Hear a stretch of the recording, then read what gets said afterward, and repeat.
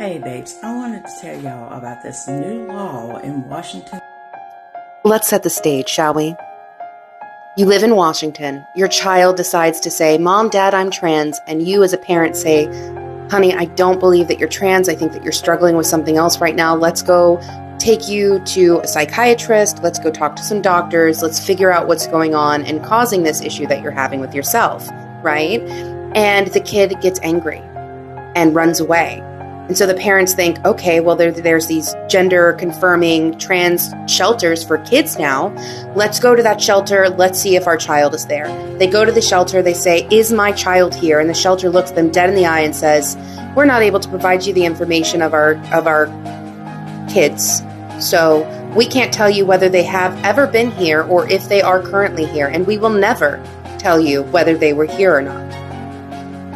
So you as a parent approach the police department and you say to the police department, I want to report my child missing. I don't know if they ran away. I don't know if they've been kidnapped. I don't know if they've been murdered. And they are missing, and I went to the gender clinics and they will not tell me. So the police department goes to the gender clinic to determine, is this child here or are they not? Pause. I have not been able to discern by any of the documentation posted for this law whether or not they are allowed to tell law enforcement. But let's get back to the scenario and the setting, okay? There's two potential routes this will go.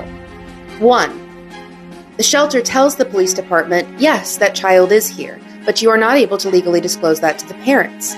So the police department then goes to the parents and says, we don't know where your child is. Now, they have a missing persons file for this child, but they're not actually looking for them, leaving the parents distraught and in stress. Then you have scenario 2, where they say to the police department, no, we are not allowed to disclose to you whether they are here or not. Or maybe 3, they just say, no, they're not here. Okay?